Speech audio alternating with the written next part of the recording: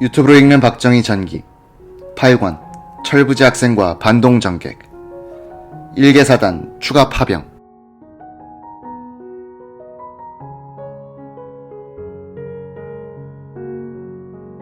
(1965년) 여름, 청와대 정보비서관 권상하는 중앙정보부와 군 방첩대 및 경찰 계통으로부터 보고되는 대통령 친인척 관련 정보를 검토하던 중 서울 서대문구 모래내 빈민촌에 박정희 대통령의 외삼촌이 생존해 있다는 내용을 발견했다.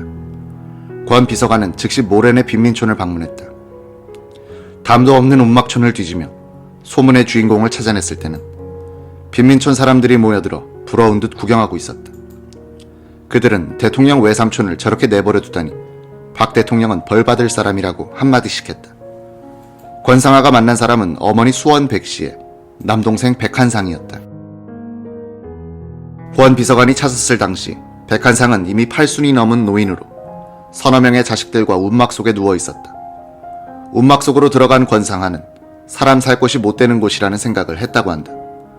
권상하가 백한상 노인에게 이것저것을 물어보니 틀림없는 박 대통령의 외삼촌이었다. 권 비서관은 청와대로 돌아와 박 대통령에게 보고했다. 박정희는 미간을 찌푸리며 그동안 혼자만 알고 있던 내용을 말하더란 것이다. 대통령 선거가 끝난 뒤부터 나한테 백모라는 자로부터 서너 번 편지가 왔어.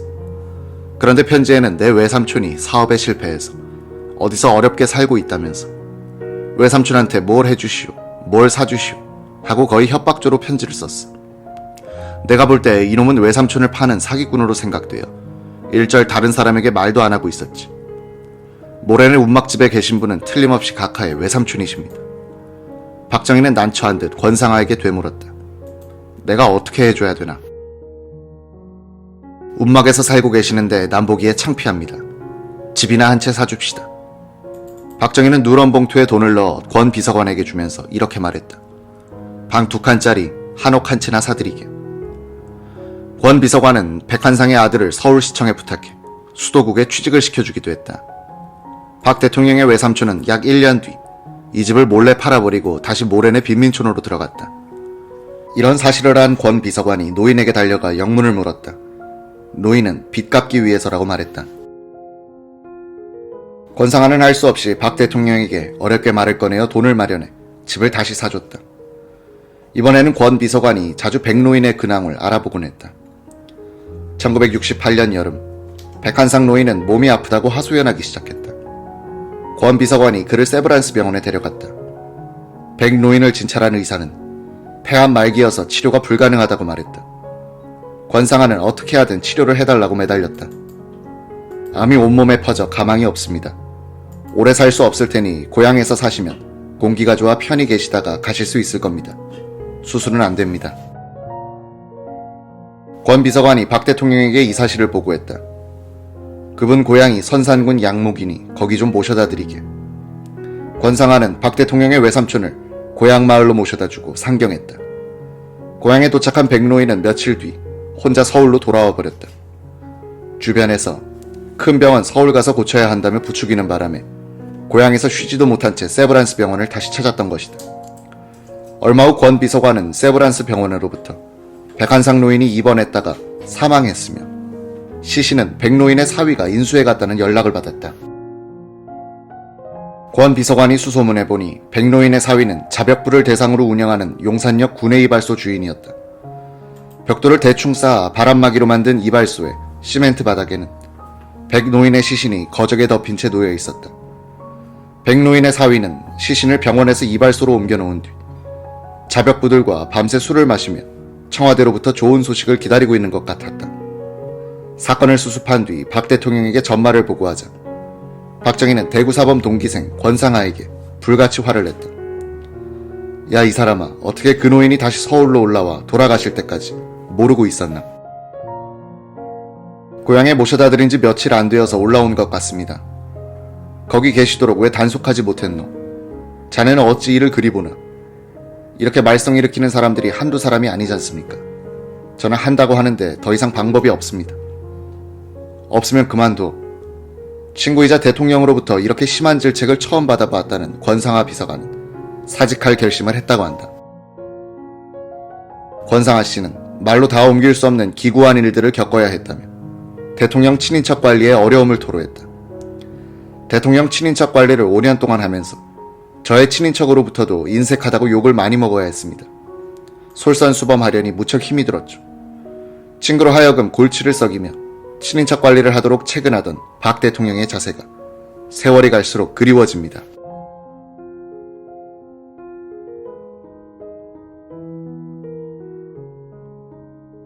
한 국가가 수만 명의 젊은이들을 전선에 보내놓고 있다는 것은 나라의 분위기에 많은 긴장과 흥분을 주는 것이었다.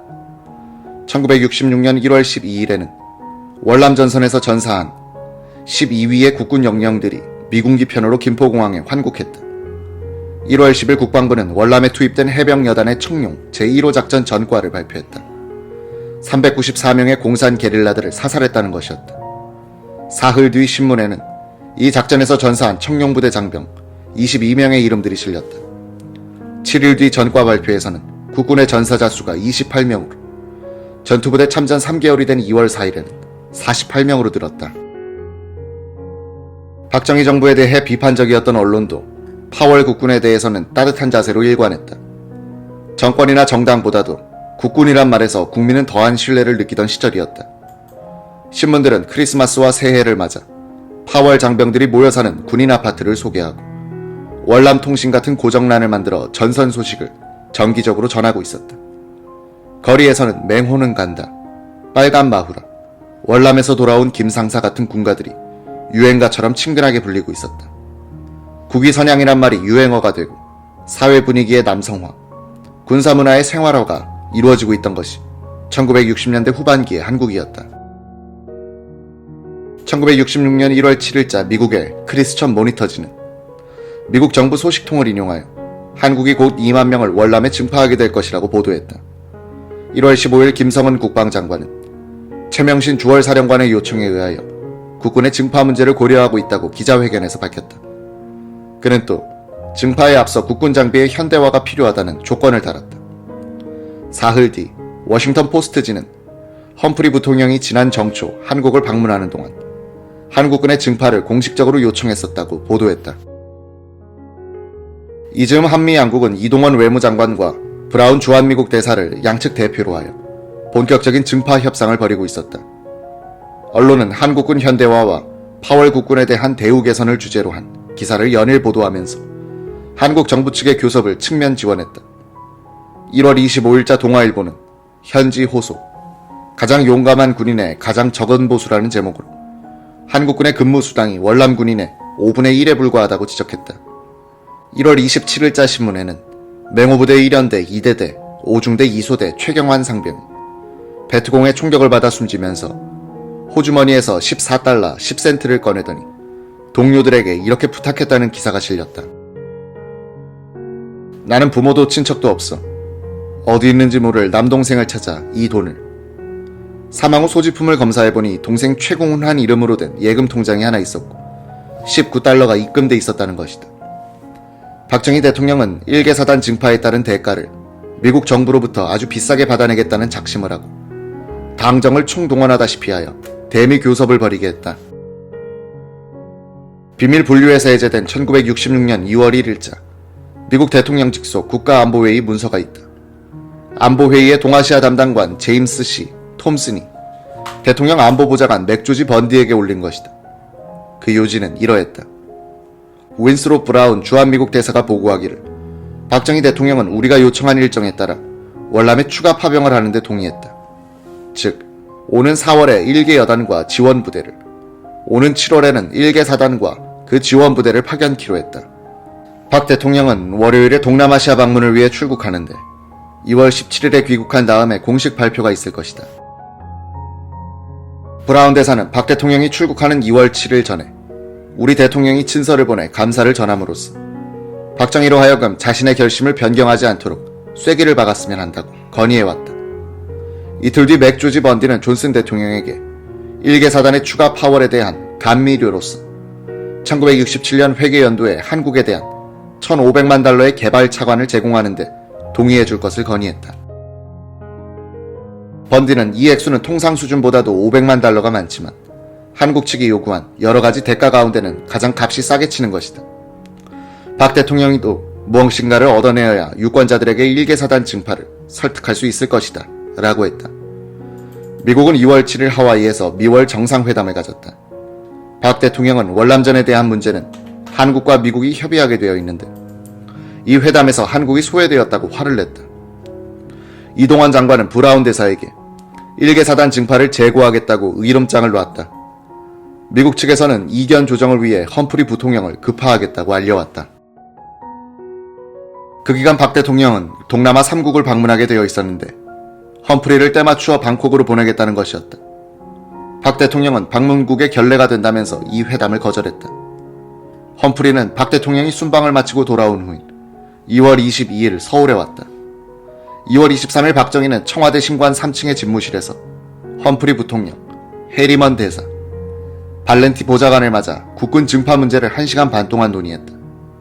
험프리는 이 한 기자회견에서 한미 상호 방위 조약을 개정할 필요는 없다. 휴전선에 미군이 단 한 명 남아있더라도 미국은 한국의 방위를 위해 끝까지 싸울 것이다 라고 말했다.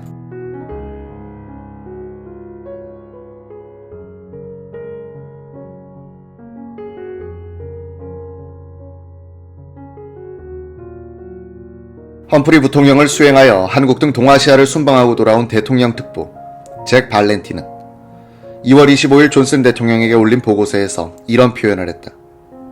한국 정부 인사들은 그들이 더 많은 현대식 무기를 갖고 싶다고 말했다.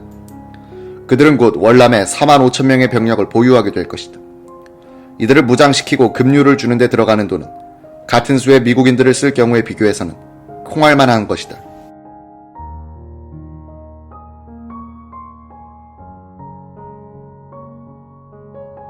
(1966년 3월 7일) 윈스로 브라운 주한미국 대사는 외무부로 이동환 장관을 방문해 한국군의 월남 증파에 따른 선행 조건의 양해사항 공안을 전달했다.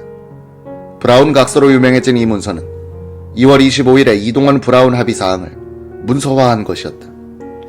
각서는 박정희 정부가 일개사단의 전투병력을 추가 파병하는 조건으로 미국 측에 요구한 것들이 거의 충족된 내용이었다. 이동환은 미국 측에 대해 한미 상호방위 조약을 개정하여 한국이 침략을 받을 때 미국이 의회의 승인 없이 자동 개입할 수 있도록 해달라고 요구했으나 미국 정부는 이것만은 들어줄 수 없었다.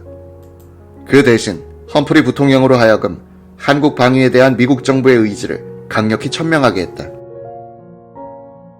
미국은 한국군의 장비 현대화, 한국군 파병에 따른 경비의 전액 부담, 파병된 한국군에 대한 처우 개선, 전쟁으로 형성된 특수에 한국인들이 참여할 수 있도록 보장하는 등 14개 조항을 약속했다.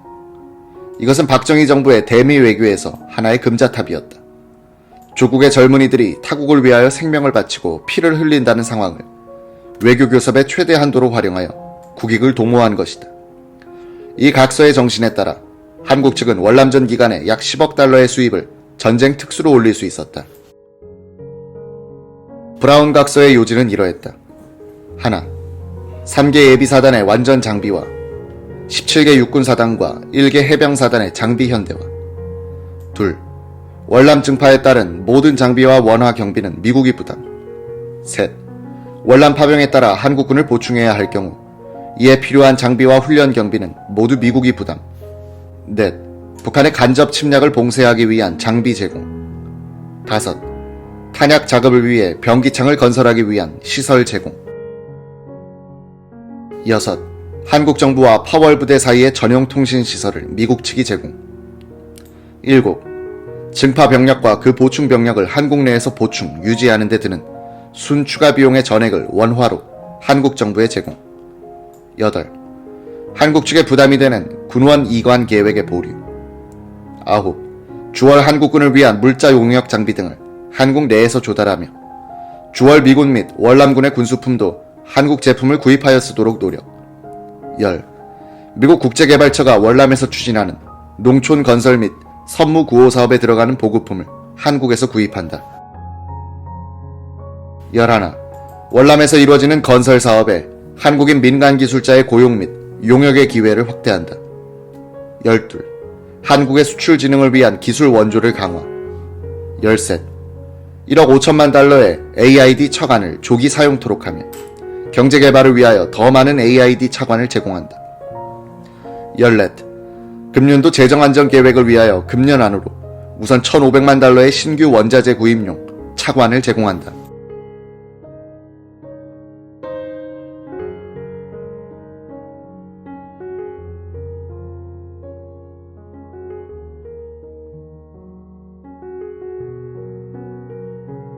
정일관 국무총리는 파병 동의안을 심의하고 있던 국회에 나와 미국 정부로부터 현 수준의 주한미군 병력을 계속 유지한다는 문서상의 보장을 받았다고 말했다. 월남 증파에 따라 정치권은 국회와 언론을 매개로 하여 활발한 찬반 논쟁을 벌였다. 우리 정치가 오랜만에 안보 외교를 주제로 삼아 진지한 토론을 벌여 정치 본래의 생산적인 모습을 보여준 경우다. 기자 출신인 서인석 공화당 의원은 여당 내의 파병 반대론자로서 적극적으로 소신을 밝혔다. 그는 신문 기고문 등을 통해서 선전포고 또는 전쟁 상태 선언을 내리지 않더라도 4만 이상의 국군이 베트남과 교전하는 사태는 우리나라가 전쟁 상태에 돌입한 것을 의미한다고 지적했다. 그는 이어서 우리는 우리의 국가 목표, 남북 통일을 실현하는 전쟁 이외의 전쟁을 수행할 여유가 없는 처지에 있다고 했다. 서 의원은 월남의 사태는 우리의 지배 요인보다 적측의 지배 요인으로 결정되는 듯이 보인다면서 우리는 대병력을 보내 우리가 지배할 능력이 없는 사태에 우리가 개입함으로써 거꾸로 우리의 운명을 그곳 사태 발전에 맡기고 있는 것이 아닌가 우려된다고 했다. 그는 이어서 피할 수 없이 조연을 맡은 우리는 주연이 연극을 끝낸 후에 혼자서 춤을 추는 우를 범하기 쉽다면서 외교는 그때그때의 국가 이익에 순응해서 행해지는 것이지 서민들이 빚을 갚는 시기 돼서는 곤란하다고 비판했다. 박 대통령은 서 의원의 증파 반대론에 대해서는 반대를 하려면 서 의원처럼 논리를 세워서 해야 한다면서 기분 나빠하지 않았다고 한다. 야당인 민중당의 김준현 의원은 베트공을 조종하는 것은 월맹이고 월맹을 조종하는 것은 중공이며 월남이 공산화되면 동남아시아 전체가 그렇게 될 것이다면서 증파에 찬성했다. 일개사당과 일개연대의 증파 동의안은 3월 20일 국회 본회의에서 찬성 95표, 반대 27표, 기권 3표, 불참 50명으로 통과됐다. 박 대통령은 증파사단으로 보병 9사단을 선정했다. 백마부대로 통칭된 이 사단은 1950년 박정희 중령이 참모장으로서 창설을 지도했던 부대이기도 했다. 휴전선에 이어 월남의 제2전선을 갖게 된 1960년대의 한국은 준전시 상태와 같은 긴장되고 들뜬 사회 분위기에서 경제성장으로 매진하게 된다. 한때 한국은 인구 비례로서는 미국보다도 더 많은 병력을 월남에 보낸 적이 있다. 전선을 가진 국가답게 언론과 방송에는 군인과 군가들이 자주 등장했고 승전 소식과 함께 전사 통지서가 날아오기 시작했다. 미국과의 약속에 따라 박 대통령은 4월 6일 환송식을 갖고 맹호부대의 잔류연대를 월남에 보냈다. 3,500명으로 편성된 이 연대는 해산진 부대라고 불리게 됐다. 6.25 전쟁 때 압록강변 해산진에 가장 먼저 도착한 부대였다는 데서 유래했다. 해산진 부대가 부산항을 향해서 떠나는 4월 8일 밤 청량리역에서는 군가 합창 소리가 울려 퍼지고 태극기가 물결쳤다. 전선으로 아들을 보내는 부모들은 차창 밖으로 내민 손을 잡고 무사 귀환을 빌었다. 인천에 산다는 윤창천 할머니는 맏아들인 정성규 병장의 손을 잡고 놓지 않았다. 정 병자는 철모르는 아우 성훈에게 내가 못 돌아오면 네가 노부모를 잘 모셔야 한다고 당부하고 있었다.